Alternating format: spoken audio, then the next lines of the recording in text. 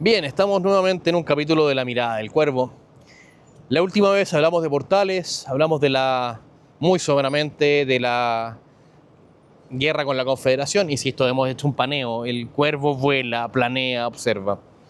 Y entramos ahora en los diseños conservadores, Prieto, Bulnes y Montt. Son fundamentales dentro de la estructuración del derecho en Chile. Tenemos normativa jurídica importante como el Código Civil. Durante mucho tiempo Chile siguió viviendo, y hasta ese momento incluso, por la normativa jurídica de España. Nos habíamos independizado hacía ya casi 30 años y seguíamos amarrados a normativa jurídica española en materia civil. Sin embargo, había una figura súper importante que va a hacernos ruido durante todo el siglo XIX: la Iglesia Católica. La Iglesia Católica, muy arraigada en lo que fue el Chile colonial, estaba aún ligada al Estado. El conflicto entre pipiolos y conservadores, que ya los presentamos hace un rato atrás, me refiero a conservadores y liberales, va a estar siempre ligado a este conflicto. La Iglesia pegada al Estado. Los conservadores planteaban que el Estado debía estar siempre ligado a la Iglesia. Y los liberales, sin dejar de ser católicos, planteaban lo contrario, por razones obvias, razones prácticas. Y hubo liberales durante este periodo, especialmente al final del siglo XX, que ya hablaremos de eso, que se van al radicalismo liberal, naciendo lo que sería el Partido Radical, muy importante durante el siglo XX, un delivery que nos está interrumpiendo por ahí.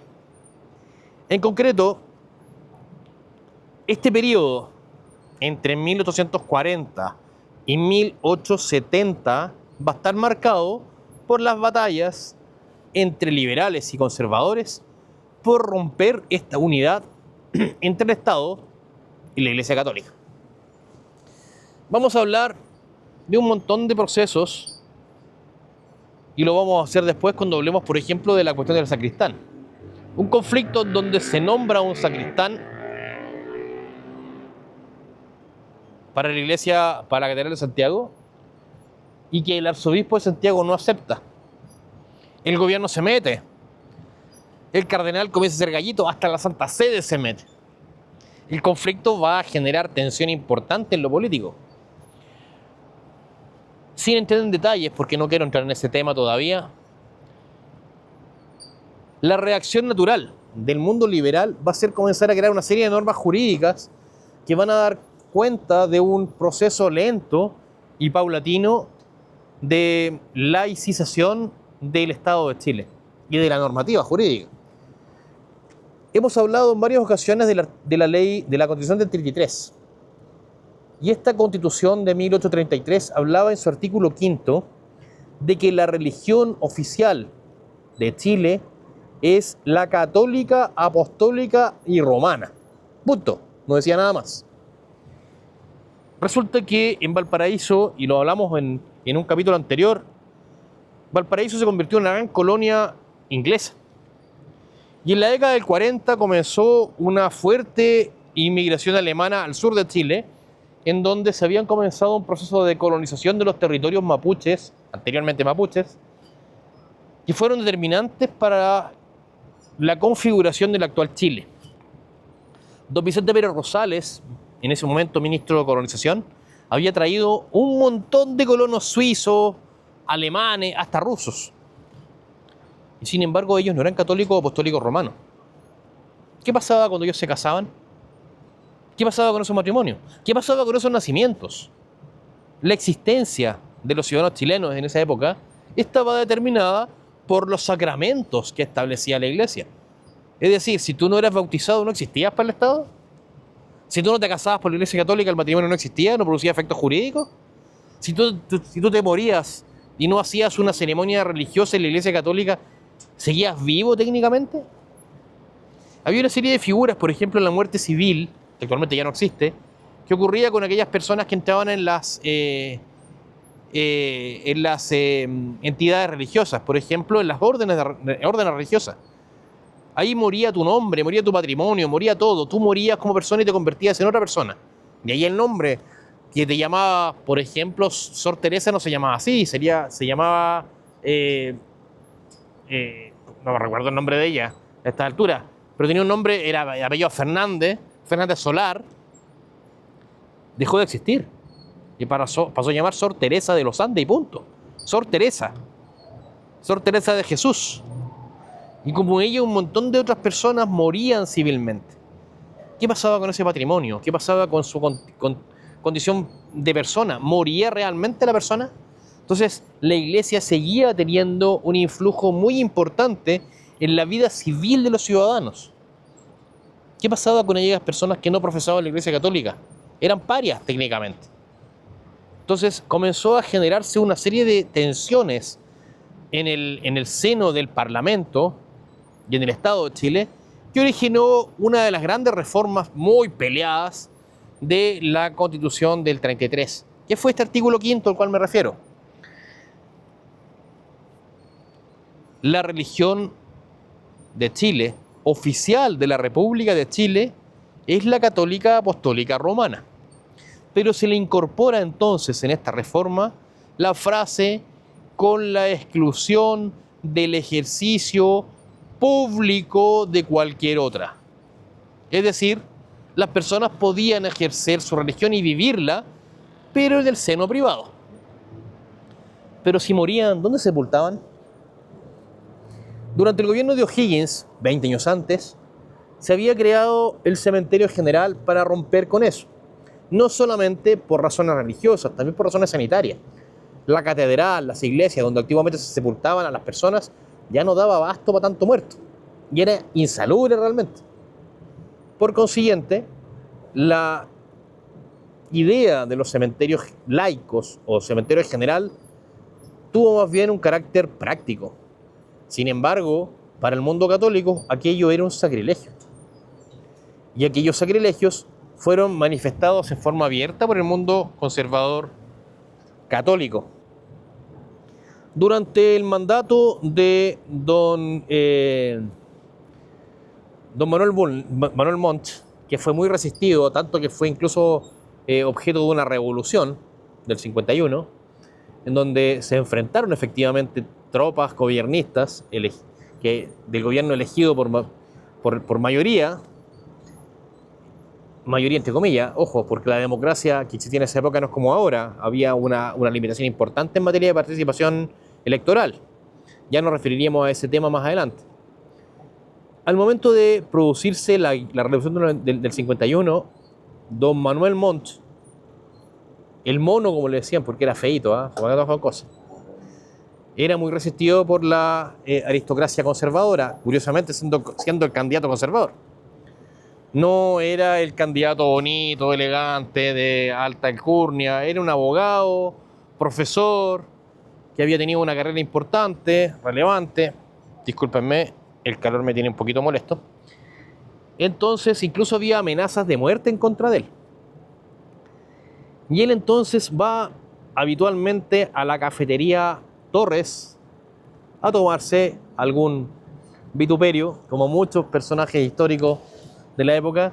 Saludo a la cafetería Torres.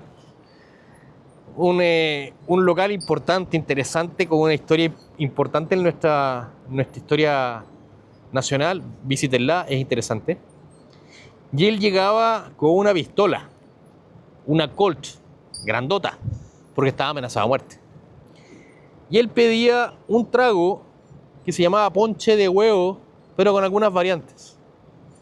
Y al final él ponía la pistola arriba de la mesa y le servían la Colt de Montt, la cola del mono, porque le decían el mono. Y ahí nació la cola de mono.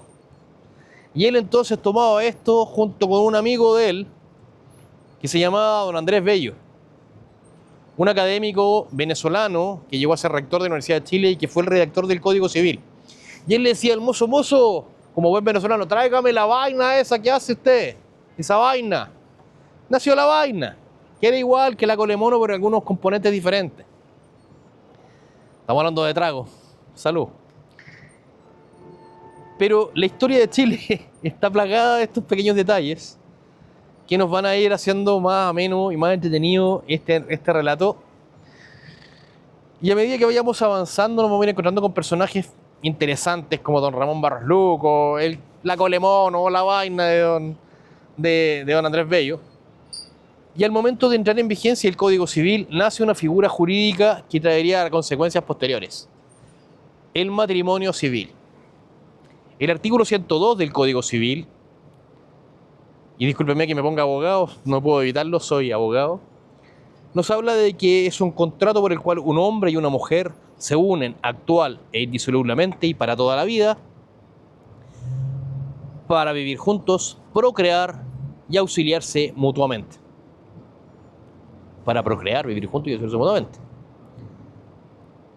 Esta figura jurídica trajo una serie de otras, además que estaban en el mismo código, que son los famosos regímenes patrimoniales. La Iglesia Católica puso el grito en el cielo.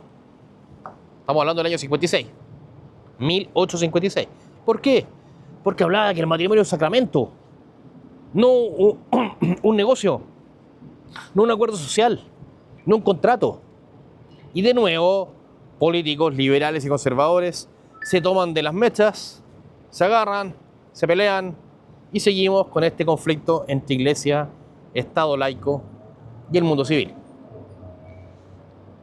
Así entonces vinieron las elecciones del año 60, en donde es electo, a sorpresa de todo el mundo, un presidente liberal. Mueren los diseños conservadores y es electo don José Joaquín Pérez, el primer presidente liberal y que gobernará 10 años, 5 años con reelección. En este periodo los liberales tienen un triunfo importante. Comienza a agarrar mucha fuerza el Parlamento, la Constitución del 33 comienza a perder fuerza en cuanto a su imagen presidencial, la idea portaliana comienza a debilitarse un poco y entonces el presidente ya no puede ser reelecto. No volveremos a ver decenios en lo que deviene del siglo XIX. Los presidentes posteriores, Errázuriz, Pinto, Santa María, Balmaceda, no serán reelectos, a pesar de su destacadísima participación. Durante este periodo se produce un conflicto con España, que llamaremos la guerra con España, pero que no fue un conflicto chileno, nos pasó por intruso. Los españoles, con muy mala fe, reclamaron como propios unas islas llamadas las Islas Chincha, que estaban frente, pero un poquito más como hacia el sur, frente al Callao, donde se producían tremendas cantidades de guano marino. Aquí cresta quieren caca de pájaro, decía uno, caca marina. Bueno, en esa época era tremendamente importante porque era un fertilizante espectacular. Sumado a la producción salitre que también se ocupaba como fertilizante y sobre todo como elemento para fabricar pólvora, el negocio era increíblemente oportuno para el Perú, que generaba muchas lucas con esto. Era súper lucrativo. Y como el Perú, que había hecho declaración de dominio sobre el territorio marítimo, incluía estas islas, el Perú reclama, me estaban llamando, así que tuve que cortar. Y el Perú reclama y dice, oye, momentito, estos territorios son míos.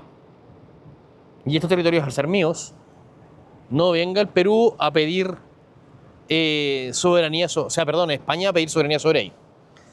Y se genera entonces un conflicto súper importante porque se inician operaciones navales.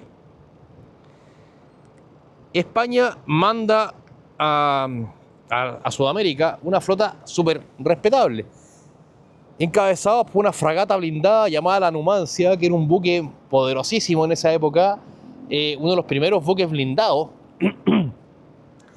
Sus características técnicas son bastante relevantes para la época, era un avance importante, incluso con artillería de gran calibre. Para sorpresa de todo, era un buque a vapor. Hablemos de que en esa época todavía estaba esta hibridación entre buques a vela y buques a motor. Este era un buque a motor, claro, tenía velámenes de vez en cuando para ahorrar combustible y aprovechar el viento, pero en general era un buque bastante moderno. y con un poder de fuego respetable. Chile no tenía prácticamente armada en esa época. Razones presupuestarias, necesidades económicas, en fin, el Estado complicado, había tenido una estabilidad política importante en los últimos 30 años, sus medios militares eran bastante dudosos en cuanto a efectividad, estamos hablando del 65 ya. Chile torpemente e ingenuamente declara su alianza con Perú y su solidaridad, lo que genera una serie de fenómenos reactivos de parte de la Armada Española que había llegado a Sudamérica, encabezados por el almirante Pareja, lo que da origen al bombardeo de Valparaíso. Un bombardeo bastante injusto, bastante abusivo, puesto que la respuesta chilena era bastante limitada.